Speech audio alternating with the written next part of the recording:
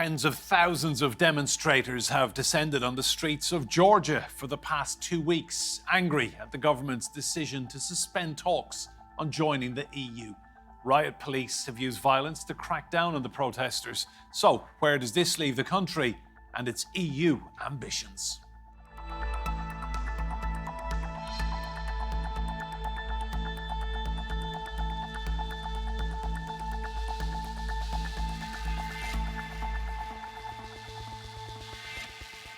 Hello and welcome to Roundtable. I'm Enda Brady. Now, there's anger on the streets of Georgia after the ruling party halted EU talks until 2028. Its Prime Minister made the decision after the European Parliament rejected the results of October's election, saying they were not free or fair. Georgia's leader has rejected allegations of vote rigging and violence. Night after night, crowds take to the streets of the Georgian capital, Tbilisi, clashing with police after the ruling party suspended talks to join the European Union until 2028, seen by many as bowing to Russian influence. Fireworks is the only thing for us to defend from the police. I want democracy and I want to live in Europe and not Russia. And I'm saying no to Russia. Hundreds of protesters arrested so far, including an opposition politician dragged away by police, charged with leading group violence. The government says the protests are an attempt to stage a revolution. I could not call it repression, it is more prevention than repression. The EU says there's clear grounds for sanctions in response to unacceptable police brutality. The UK is already limiting cooperation with the Georgian government. Surveys show 80% of Georgians support joining the EU. But with parts of the country under Russian control, will the protesters' dreams of EU membership ever become a reality? Well, let's meet our guests. Joining us from Tbilisi in Georgia is David Darchiashvili. He's a professor at Ilia State University in Tbilisi, where he teaches courses on national and regional security. Also in Tbilisi, we have the journalist Ailis Halligan. Joining us from Moscow, Dmitry Babich. He is deputy foreign editor of the daily newspaper Komsomolskaya, Pravda. And here with me in the studio, we have Marko Gasic. He's an international affairs analyst. You're all very welcome to Roundtable. Ailis, I'll come to you first. You've been covering the protests on the ground for days and days on end now. Just give us your impression of what you're seeing and the level of policing that you're witnessing on the ground. The Georgian Prime Minister Irakli announced on November the 28th that Georgia would be suspending membership talks with the EU until 2028, so essentially halting Georgia's accession process to the European Union until that date. Thousands of people gathered last night at the Georgian Parliament building on Rustaveli Avenue in Tbilisi, but there was action in towns and cities all across the country as well. And what we're witnessing here in Georgia is unlike anything the country's seen before. It's an unprecedented nationwide wave of resistance, completely decentralized, entirely self-organized and spontaneous. And unlike previous protests in Georgia, the action is not being led by opposition leaders or activist groups. There are no podiums at the demonstrations where people are making speeches to the crowd. It's entirely led and organized by the people themselves. And people are resisting out of their own volition. I personally define what's happening as a public outcry, which was triggered, like I said, by the ruling Georgian Dream Party's decision to essentially reverse Georgia's EU membership. And people are demonstrating huge resistance in the wake of this decision. They are furious. European integration is fundamentally a really popular idea here in Georgia. And despite their own personal politics, Georgians have united in this resistance movement and they share common demands. And these demands are a new round of parliamentary elections under international supervision because there were parliamentary elections in Georgia on October the 26th, and they were highly disputed, and many claim the ruling party rigged the result to get themselves a majority and have formed an illegitimate government off the back of that.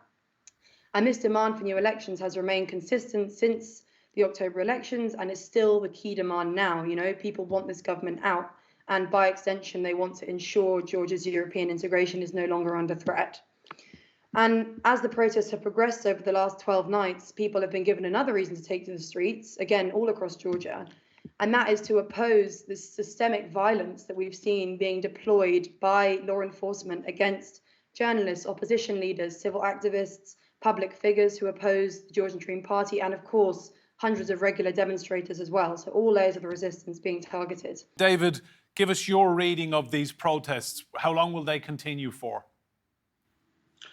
Well, I think they continue until some kind of solution is found, which is impossible to be found unless certain demands of the protesters are satisfied. There are three reasons why people are so angry.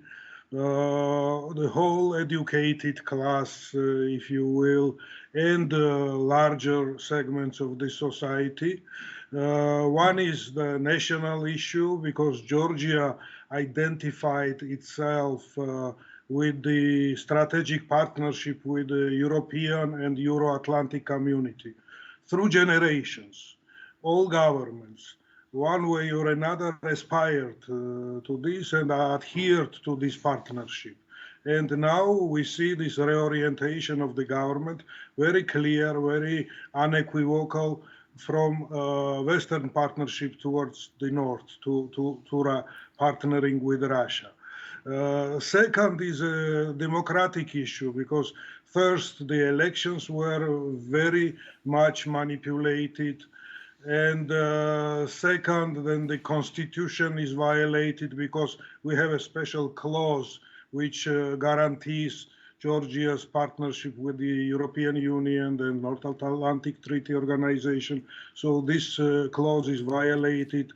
The third, there is, no indication of good governance, nothing like independence of judiciary, and enormous brutality of the police force. And that is the third reason. People are especially angry how government responded to their protests. It's unseen, the level of brutality. Such things happened before under previous governments, but with such determination and such scale, through days, people are beaten by unidentified units wearing black uniforms. And then some informal gangs are also employed by the government to attack journalists, women. Indiscriminate violence is going on in the streets of Georgia. So it gives purely legitimate ground to the Georgian society to resist to this government as much as it is possible. Let's bring in Dmitry. Dmitry, what do you say to people who accuse Russia of meddling in Georgian affairs here? It's difficult to judge about what's going on in Tbilisi, being in Moscow, but I can tell you that, of course, we were surprised several times in Russia when seemingly innocent events produced mass protests in Georgia. Probably spontaneous, probably not. There were protests when air traffic between Moscow and Tbilisi was resumed after many years of non-existence. I don't see anything terrible in that fact, but somehow European press was unhappy and Georgian opposition was unhappy.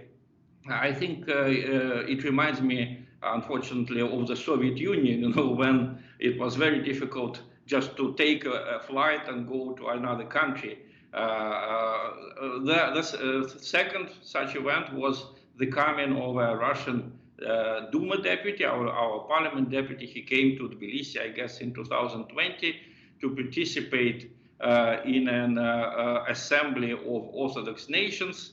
And then there was a huge protest in Tbilisi.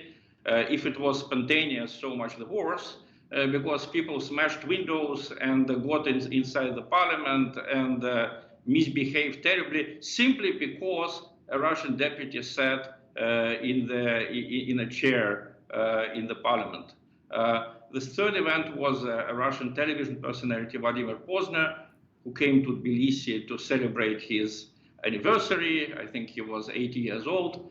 And the whole crowd, pushed him out of the hotel and accompanied him to the airport, even though he was very pro-Western during all of his time. He was very liberal. And just once in his life, he said something wrong about the relations between Georgians and Abkhazians, and that was not forgiven to him by the crowd.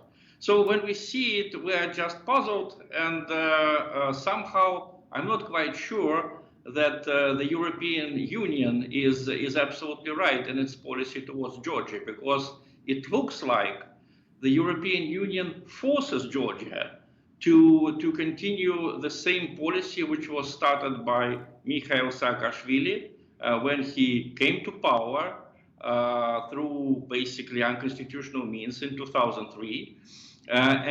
Somehow it is always supposedly spontaneous. You know, it is always the pro-Western factions that are portrayed as victims, as if Saakashvili, for example, never committed acts of violence. Everyone remembers how in 2007 he dispersed a huge demonstration.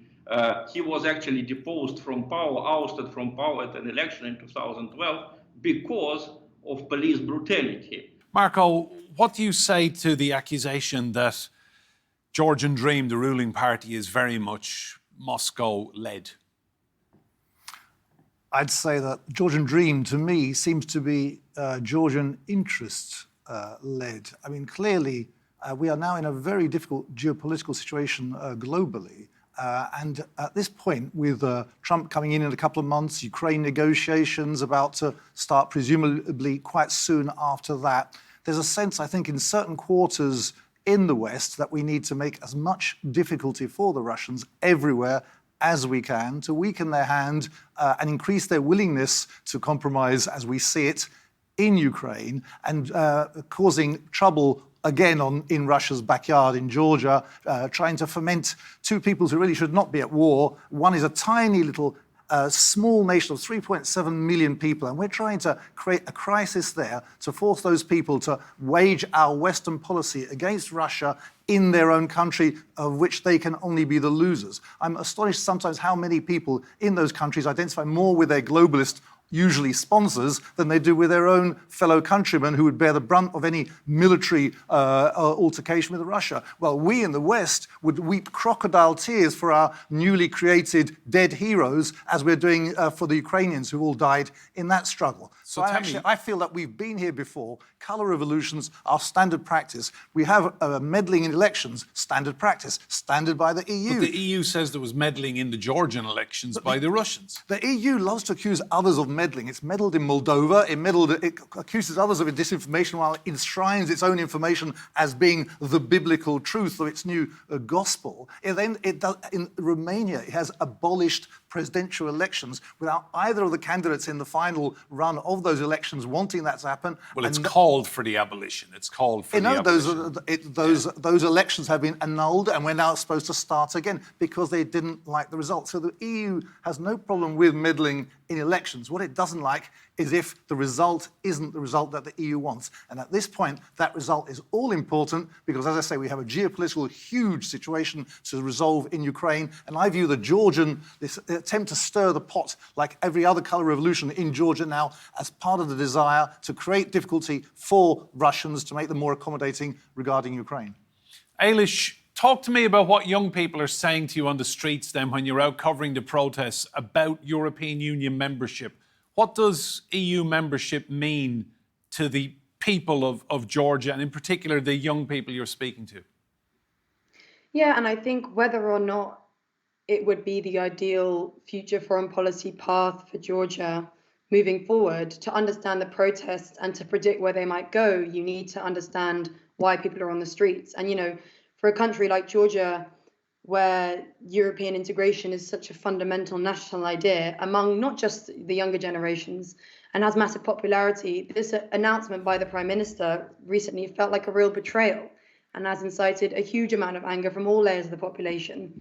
You know, frequent polling shows between 75% and 80% of Georgians support EU accession. A huge proportion of the population, particularly the younger generation, consider themselves to be European citizens, you know, for better or worse, and see their country's future to be as part of Europe, especially when, as people see it, the alternative option is closer ties with Russia. And many Georgians are really worried that their country is slipping back into a Kremlin sphere of influence. And they blame the ruling Georgian Dream Party and their democratic backsliding and their authoritarianism and their capturing of national institutions, their rigging of the October elections, their liberal and conservative legislation like the Foreign Agent Law of the spring. And protesters accused Georgian Dream of steering their country towards Russia and away from the EU and European values. And then on November the 28th, Georgians felt as though their concerns had become a reality when the Prime Minister really did announce that Georgia would be halting its EU membership process. And people were furious because in their eyes, Georgian Dream has stolen their European future. And they have been coming out and will keep coming out every night, I believe, to fight to reclaim their country and their identity as Europeans. David, is it true then that Georgian Dream are stealing that European identity, as Ailis put it? Yes, you know, when we talk about geopolitics, as previous speaker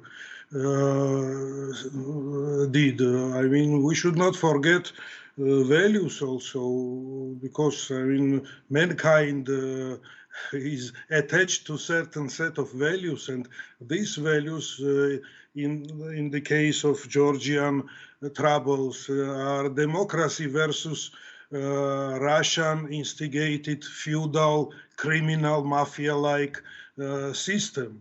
That's why, I mean, Ivanishvili, who is a shadow ruler of Georgia, is unacceptable for the people who still believe in democratic values, because he just wants to implant this feudal system here in Georgia, and that's why Europe is not acceptable for him. Because the European system is still, with all its deficiencies, it's still based on the rule of law, human rights, and normal democratic elections. And what we had recently in October, these were not free and fair elections. That's the problem. Not just some kind of a European or American geopolitical plot, but the fact that ordinary citizens were deprived the right to freely elect whom they want, who they like. As to Russia, I mean, how Russia can be acceptable for anybody in Georgia who tries to stick to the idea of Georgian independence and democratic development, when Russia was always meddling in Georgian affairs, always creating problems not to have democracy in Georgia, and occupying the lands of Georgia, not necessarily in 2008 when Russia invaded, but starting from the collapse of the Soviet Union, not to speak about Soviet times and so on. So that's why Russia is unacceptable for national reasons and for democratic reasons. One day, if Russia ever becomes democracy, then only normal relations can be envisioned. Other than that, I mean, Europeanness is not the aim in itself. Democracy and human rights protection and dignity of the people, that's what is at stake all these years. Dmitry, what is Russia's problem then with the Georgians joining the European Union if they so wish? What would be so wrong with that? We have nothing against it. And if you look at the statements of Russian leadership, we never prohibited Georgia or any other former Soviet republic to join the European Union. There was a period when we wanted to do it. It was the EU that rejected us. In the same way here, I think before Kobachidze, the prime minister, announced that Georgia would have to wait until 2028 to resume negotiations, there were personal sanctions from the European Union against Georgian politicians. And there was a lot of talk in the European Union about sanctions on all over the country of Georgia. So the story is not that simple, as David said. Unfortunately, I have to disagree that this is just bad feudal Russia against good democratic Georgia. Certainly, I don't think it is right for the EU to kind of pressure East European nations to join the club. You dissuade people from joining that club by breaching democracy rules. Marko, just on that point, is the EU guilty of that phrase, pressurising Eastern European nations to join? It absolutely is, but we also need to separate some things out. There are two hats in this Western discussion, and we're just hearing about this lovely, friendly, values positive EU hat, which wants economic benefit for everybody and democracy for all, unless, of course, they disagree with the EU candidate. But there's another hat that's in the room, which David has mentioned only marginally. It's the North Atlantic Treaty Organization, which is committed, as we see now, to the destruction of its Russian opponent. But nobody's mentioned NATO well, nobody's membership mentioning for Georgia, it, though. That's the elephant in the room. This is about EU. No, this it's is about not. the EU. That's They're not the same organisation. Let me correct you. Dmitry has pointed out that Russia has no objection to the EU membership of any of its neighbours. The problem is, as we saw in Ukraine, that EU membership is the little flagship thing we see, and then behind it, as in Ukraine, the stabilisation and association agreement, whereby we have military alliances with those same EU hat-wearing countries who are now NATO hat-wearing countries. So that's the agenda here. It's not about the EU. The EU is the pleasant face of actually a globalist project which has a very nasty military end, which has been all over the world, destroying countries so far, and is happy to see have its own sacrificial lambs operating on its behalf. David, what do you make to that then, that EU membership is just a front runner for ultimately Georgia joining NATO? Well, actually, I mentioned North Atlantic Treaty Organizations from the very beginning because Georgian constitution speaks on unavoidability of Georgia integrating in EU and in Euro-Atlantic community.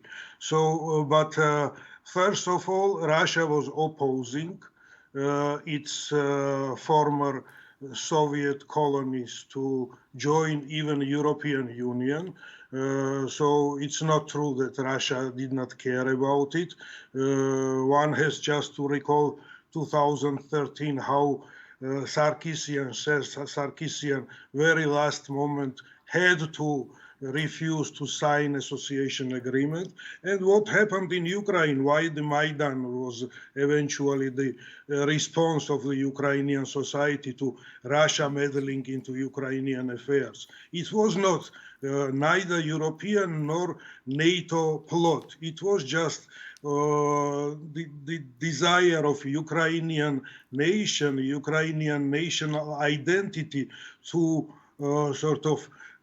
to make a choice about his destiny. And when Yanukovych, this Russian puppet, decided to refuse integration process, then this anti-Russian movement started once again in Ukraine. So Russia was always involved from the 90s, middle 90s. I remember Shumeiko, former Speaker of Russian upper chamber, in 95 saying that Georgia is a plot mentioned or marked by Russia and nobody should interfere into its affairs. So that was continuous process. If Abkhazians are not very happy about being so attached to Russia and resist to certain decisions of Moscow. Ailis, just give me your impression of the strength of feeling. Will these protests keep going the next few weeks, Christmas into New Year? Do you get the impression that this is the beginning of something big? I don't think the protests will stop, but I do think there'll be waves. And I think Georgian Dream fuels the resistance with the violent crackdowns on protesters. And protesters naturally behave in a different way at the protest when they're not facing huge cordons of riot police and trucks with water cannons which are advancing towards them. And actually, the last 2 nights here in Tbilisi, in my opinion, have marked a bit of a mood shift in terms of the protests. They've been peaceful, with little to no police presence and no violent crackdown.